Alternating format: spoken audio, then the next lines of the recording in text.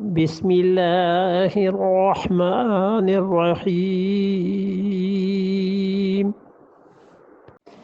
وإذا قيل لهم اتبعوا ما أنزل الله قالوا بل نتبع ما ألفينا عليه آباءنا أولو كان آباؤهم لا يعقلون شيئا ولا يهتدون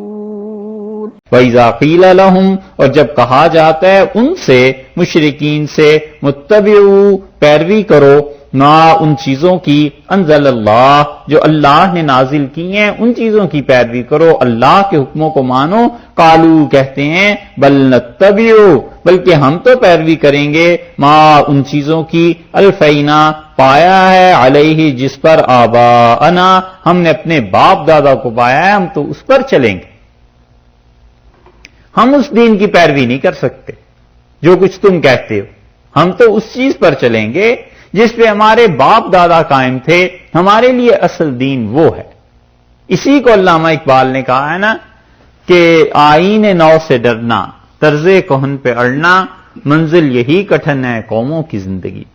کہ کسی بھی آدمی کے لیے جو کٹھن مقام آتا ہے وہ یہ کہ اپنے آباء و اجداد کے عقائد کو چھوڑ کے اور کوئی نئی بات حق کی بات اگر ہے وہ سامنے آ رہی ہے تو اس کو ماننا اس کے لیے بڑا دشوار ہو جاتا ہے یہ چیز اللہ نے بیان کی ہے کہ وہ دیکھو جب انہیں کہا جاتا ہے کہ تم حق بات کی پیروی کرو صحیح بات کی جب انہیں کہا گیا ما انزل اللہ جو اللہ نے نازل کی ہے تو وہ کہتے ہیں بل نتبعوا بلکہ ہم تو پیروی کریں گے ما الفینا یہ ما جو ہے موصولہ ہے اس کا مطلب یہ ہے کہ جو کچھ بھی الفینا علیہ آباءنا جس چیز پر ہمارے باپ دادا چلتے رہے ہیں ہم بس اس چیز پر پیروی کریں گے اس پہ جئیں گے اولو کان آباؤہم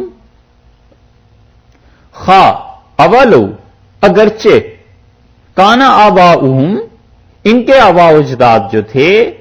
ان کے جو بڑے تھے جن کا یہ حوالہ دیتے ہیں کہ ان کی پیروی کریں گے وہ سب کے سب لا یعقلون شیئا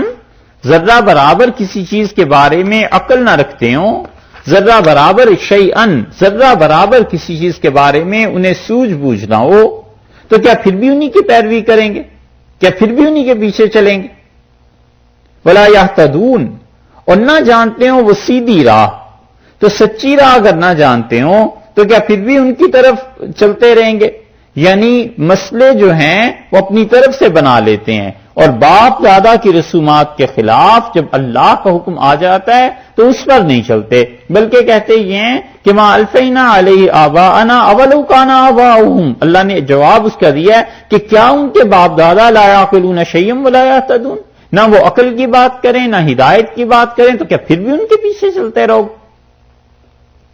اس کا بڑا جوڑ ہے اوپر فحشا کے لفظ سے کہ نہ وہ عقل کی بات کریں نہ ہدایت کی بات کریں تو بھی ان کے پیچھے چلتے رہو گے فحشا سے جو فحاشی مراد ہے نا اس میں ایک تفسیر یہ بھی ہے کہ مفسرین کہتے ہیں کہ برہنہ ہو کر ننگے ہو کر طواف کرتے تھے خدا کے گھر کا اور کپڑے پہننے کو عیب سمجھتے تھے اسی لیے عربوں کی شاعری میں کئی جگہ یہ چیز مل جائے گی کہ وہ کپڑے اتار کے طواف کرتے تھے اور کہتے تھے جن کپڑوں میں ہم گناہ کرتے رہے ہیں انہی کپڑوں میں عبادت کریں خدا کی یہ خدا کی توہین ہے اور بے ادبی ہے اس لیے اس فطری حالت میں آ جاؤ جس میں تم تھے اور الیاذ باللہ ان کی شاعری بھی ایسی تھی کہ وہ شعر جب پڑھتے تھے بیت اللہ کے طواف میں عورتیں مرد سب ننگے ہیں تالیاں بجاتے تھے اور عورتیں شعر پڑھتی تھیں کہ آج کے دن تمہارے جسم کا تھوڑا سا کوئی حصہ کھل جائے یا سارا جسم بے لباس ہو جائے کوئی اس کی فکر نہ کرو کیونکہ تم اللہ کی عبادت میں یہ وہ چیز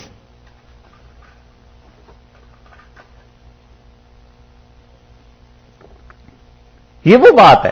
جس کو اللہ نے فرمایا چاہے وہ بے عقلی ہو اور چاہے وہ ہدایت پہ ہی نہ ہو کیا تم پھر بھی ان کی پیروی کرو اسی لیے 9 ہجری میں